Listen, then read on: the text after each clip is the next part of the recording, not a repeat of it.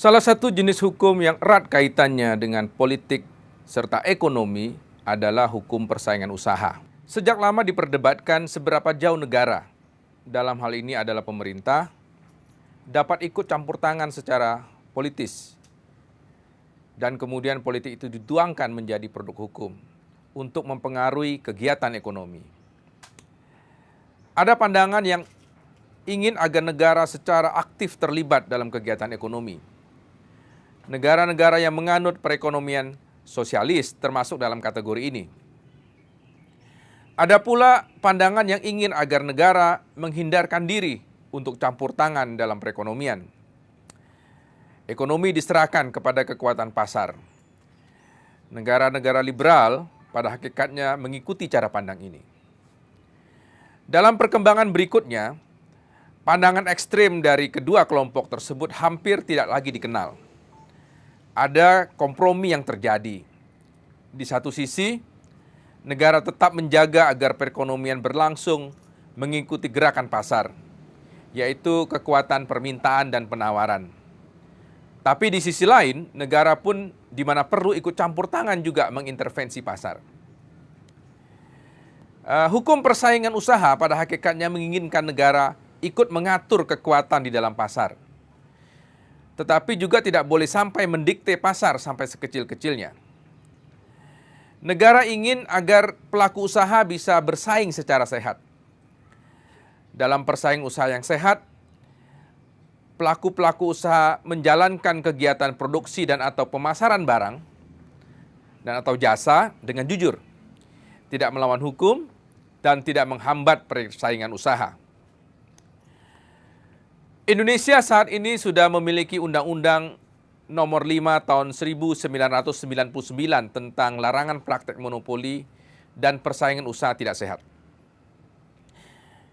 Di sini ada kata-kata praktek monopoli dan persaingan usaha tidak sehat.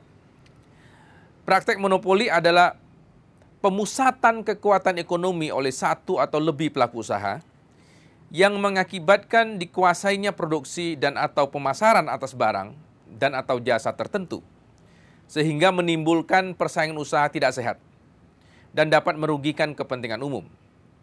Misalnya, ada satu pelaku usaha yang mendominasi pasar, katakan sampai menguasai mayoritas pasaran produk tertentu.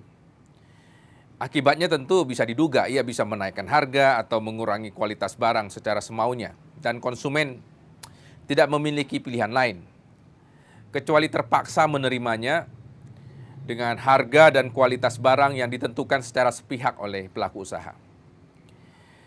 Kita membayangkan kondisi pasar seperti ini sebagai seller's market, pasar yang dikuasai oleh penjual. Tentu saja hal seperti ini tidak ideal, karena konsumen atau pembeli dalam hal ini adalah raja. Jadi kondisi pasar yang ideal harusnya buyer's market, yaitu pasar yang ramah terhadap konsumen atau dalam hal ini pembeli. Dapat pula terjadi pelaku usaha itu menurunkan harga barangnya, sehingga secara signifikan berbeda dengan produk saingannya. Sekilas hal ini menguntungkan konsumen, karena konsumen dapat membeli barang itu dengan harga lebih murah. Namun apabila penurunan harga ini dilakukan secara tidak wajar, yakni misalnya dengan banting harga atau sengaja menjual rugi, maka motif seperti ini tidak bisa dibenarkan di dalam hukum persaingan usaha. Motif perbuatan ini adalah untuk mematikan usaha pesaing, dan ini adalah satu contoh dari persaingan tidak sehat. Jadi harus ada keseimbangan antara kepentingan pelaku usaha dan kepentingan umum. Tugas ini menjadi kewajiban negara untuk menegakkannya. Diharapkan dengan demikian, pelaku usaha besar, menengah, dan kecil dapat sama-sama eksis dan mengambil manfaat dari perekonomian. Hukum persaingan usaha mencantumkan sejumlah larangan yang harus diperhatikan oleh pelaku usaha. Larangan ini dapat dibedakan menjadi dua bagian. Pertama, ada larangan-larangan berupa perjanjian, Dan kedua, ada larangan-larangan berupa perbuatan. Di dalam Undang-Undang Nomor 5 Tahun 1999 disebutkan ada 10 perjanjian yang dilarang, yaitu oligopoli, penetapan harga, pembagian wilayah, pemboikotan, kartel, trust, oligopsoni, integrasi vertikal, perjanjian tertutup, dan perjanjian dengan luar negeri. Serta ada 4 kegiatan yang dilarang, yaitu monopoli, monopsoni, penguasaan pasar, dan persekongkolan. Mungkin karena keterbatasan waktu tidak dapat kita bahas 14 perjanjian kegiatan dilarang ini. Tapi pada sesi berikutnya kita akan menyinggung tentang beberapa contoh dari perjanjian dan kegiatan yang dilarang tersebut.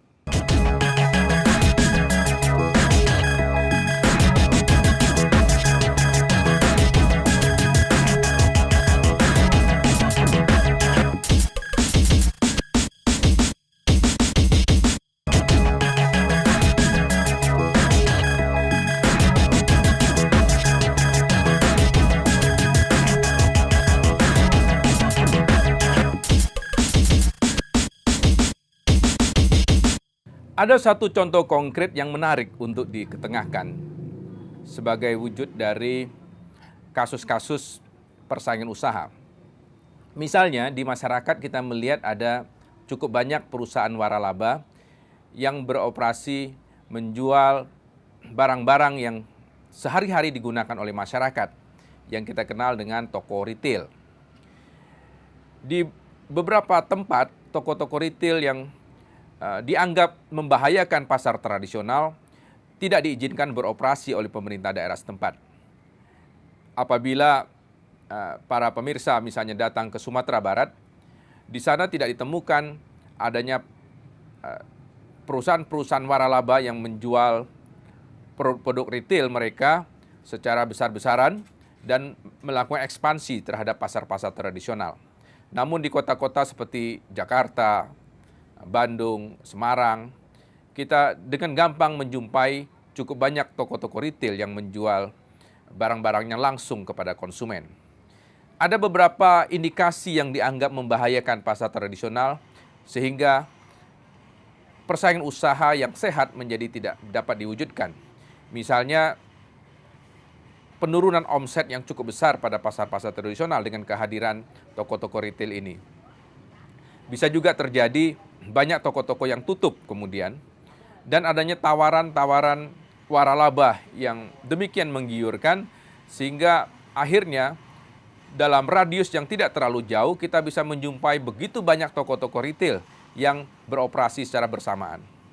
Hal seperti ini dianggap membahayakan persaingan usaha yang sehat, yang mengakibatkan usaha-usaha tingkat menengah dan kecil itu menjadi tidak dapat bersaing secara baik.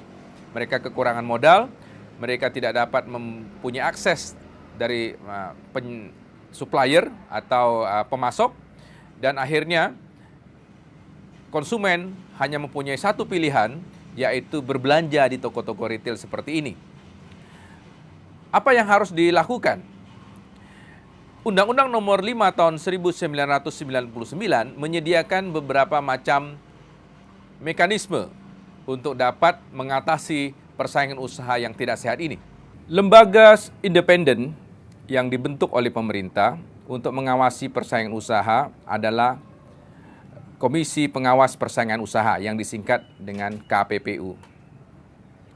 Lembaga ini didirikan dengan Undang-Undang Nomor 5 Tahun 1999. Artinya di dalam undang-undang itu terdapat mekanisme yang mengatur bagaimana lembaga ini bekerja. Lembaga ini juga bisa mengeluarkan peraturan-peraturan sendiri yang disebut dengan self-regulation.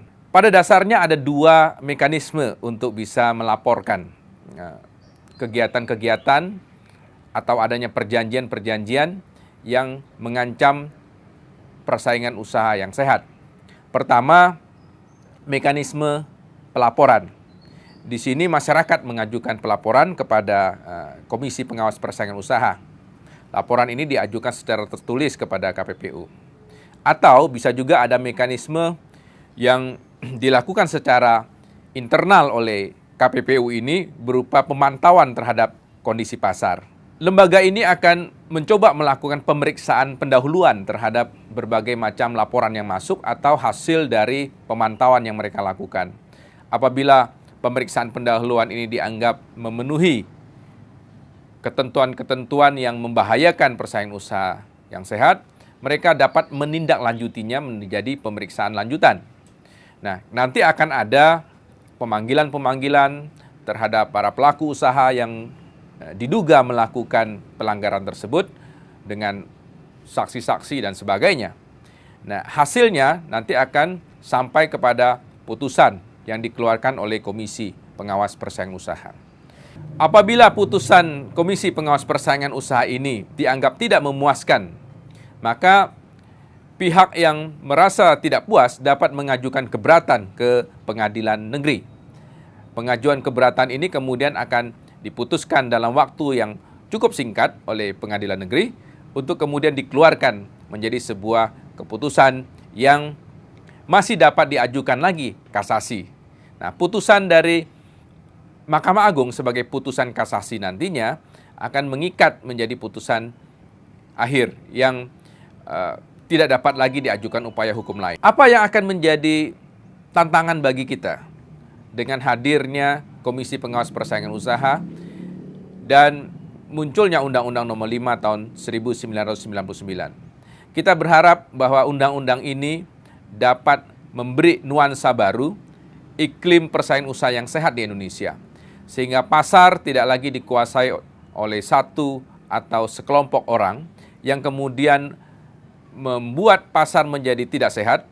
Konsumen merasa dirugikan karena tidak punya pilihan terhadap berbagai produk yang berkualitas. Saya pikir dengan hadirnya undang-undang ini patut disambut dengan baik oleh seluruh masyarakat Indonesia. Kewenangan dari Komisi Pengawas Persaingan Usaha dapat mengisi kelemahan-kelemahan yang selama ini terjadi, sebagaimana kasus-kasus yang muncul dan tidak dapat diselesaikan melalui pengadilan.